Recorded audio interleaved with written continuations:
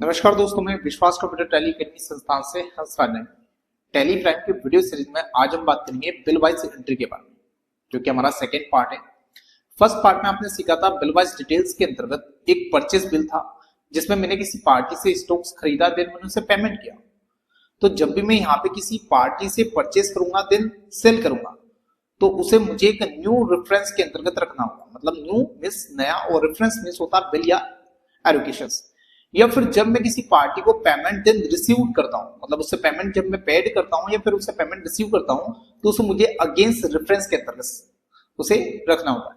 अब ये तो मैंने बनाया था एक परचेज बिल। इसी प्रकार से आज हम बात करेंगे एक सेल बिल के बारे में। तो मुझे एक सेल्स बिल बनाना है। तो आज के टॉपिक में हम बात करेंगे बिल वाइज एंट्री के अंतर्गत मेथड ऑफ एडजस्टमेंट में new reference then against reference के बारे में। तो बिल वाइज एंट्री में आपको चार ऑप्शन एक्टिवेट होते हैं: new reference, against reference, advance, on accounts. इसी के अंतर्गत आपका एक सेल बिल है जिसमें हमने विजय ट्रेडर्स को 1 अप्रैल 2024 को नीक लैपटॉप, जिसके कितने नग है 10 नग, और क्या रेट है उसका 38,000 रुपए प्रति नग के हिसाब से 30 दिन की उधारी पर बेचे, जिसका बिल नंबर क्या है 522। अब मुझे इसे टैली प्राइम के अंतर्गत इस बिल को किस प्रकार से एडजस्टमेंट करना है। तो यहाँ पे मेरी पहले से कंपनी बनी हुई है जय ट्रेडर्स के नाम से। मैं इसी के अंतर्गत इसकी एंट्री करता हूं। तो वाउचर्स में जाए, सेल बिल है आपका, सेल्स बिल, पार्टी का नाम है विजय ट्रेडर्स। तो यहाँ पे पहले से कंपनी की लेजर नहीं बनी, तो आप Alt+C से डायरेक्टली आप यहाँ पे लेजर को क्रिएट कर सकते हैं। मैंने यहाँ पे विजय ट्रेडर्स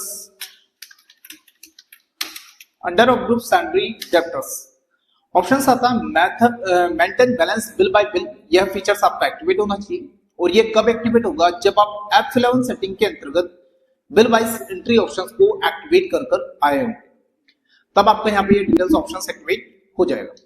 इसी के बाद डिफॉल्ट क्रेडिट पीरियड, कितने दिन की उधारी पर आपने इसको ये माल बेचा है। तो मैंने 30 दिन की उधारी पर इसे माल बेचा है, तो मैंने यहाँ पे 30 days paid. Check for credit days during voucher entry, इस फीचर्स को भी आप नो रखें, देन इसे आप क्या करेंगे एक्सेप्ट कर लेंगे। इसी के साथ यहाँ पे आप सेल्स की लेजर बना ले, sales account under of group sales account. Stock name है आपका यहाँ पे नीक लैपटॉप।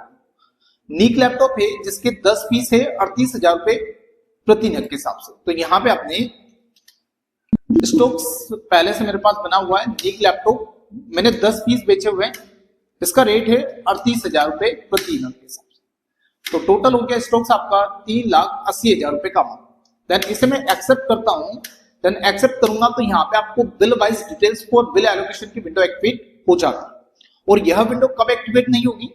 तो जब आप यहाँ पे F12 सेटिंग जब आप प्रेस करेंगे, तो यहाँ पे आपको जनरल डिटेल्स में आपको एक ऑप्शन मिलेगा, use default bill wise details for bill allocation. यह फीचर्स आपका नो होना चाहिए। इन कंडीशंस यदि आपका ऑप्शन यस है, तो यहाँ पे आपको बिल की डिटेल्स की विंडो एक्टिवेट नहीं होती। तो यहाँ पे आपको bill wise details option activate होता है। इसी में जब आप परचेज देन सेल्स एंट्री करते हैं, तो इसे एक न्यू रेफरेंस के अंतर्गत आपको एक्टिवेट करना होता है। बिल नंबर है यहाँ पे आपका सेल्स का बिल नंबर है फर्स्ट, यहाँ पे आपका बिल नंबर फर्स्ट एक्टिवेट हो चुका है। आपने 30 दिन की उधारी पे बेचा है, मतलब 1 मई को आपका पेमेंट पैड होगा, इसका कस्टमर से पेमेंट रिसीव होगा। इसी के साथ आपका बिल अमाउंट है 3,80,000 रुपए। देन इसे आपने नरेशन आप लिख सकते हैं यहाँ पे, being goods sales to Vijay traders. Then इसे आपने एक्सेप्ट किया। अब इस बिल की डिटेल्स आपको देख के आना है, तो इसके लिए आप क्या करेंगे, display more reports, then statement of account, outstanding. और इसी के अंतर्गत आपको 2 ऑप्शंस मिलते हैं, पेबल देन रिसेबल। आप यहाँ पे स्टॉक को बेचा है तो आपको कस्टमर से पेमेंट रिसीव होगा, इसलिए आप यहाँ पे रिसेबल करेंगे।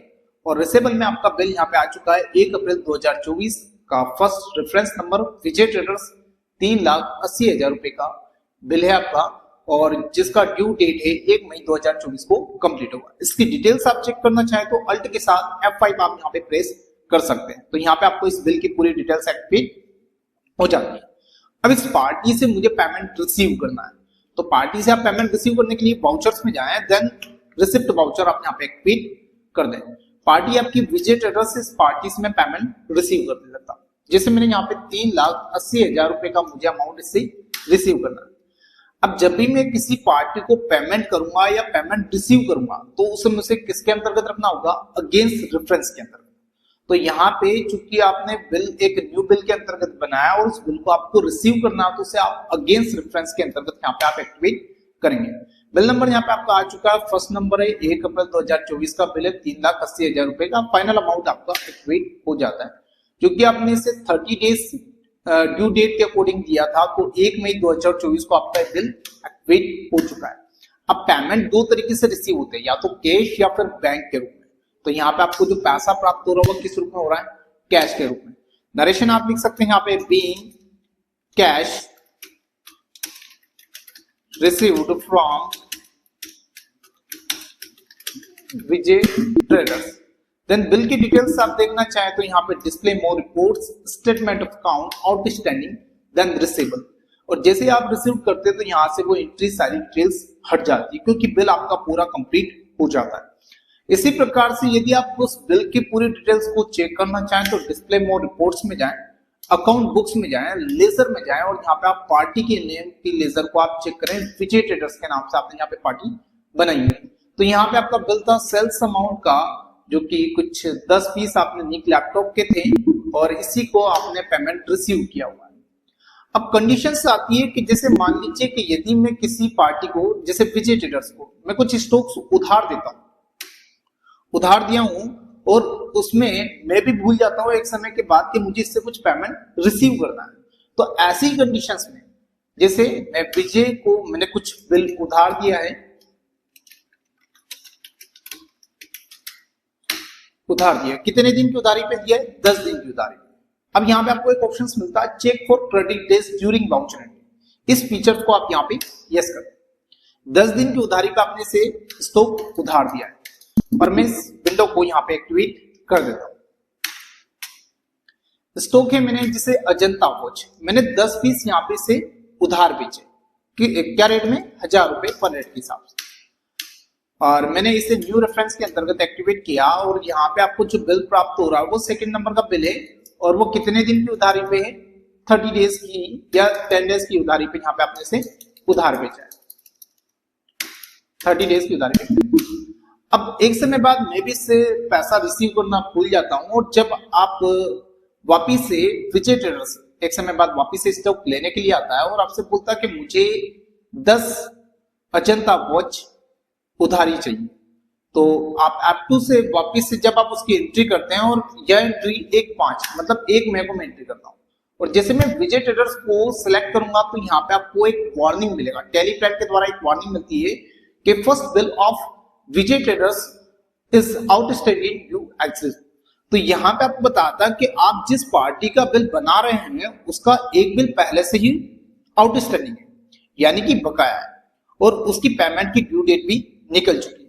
और यदि आप फिर भी इस बिल को एक्सेप्ट करना चाहें तो यहाँ पे आप एक्सेप्ट कर सकते हैं या फिर उस कस्टमर से आप कह सकते हैं कि आप पुराना पेमेंट हमें रिसीव करें, उसी के बाद यहाँ पे आप इस ऑप्शन को एक्टिवेट कर सकते हैं।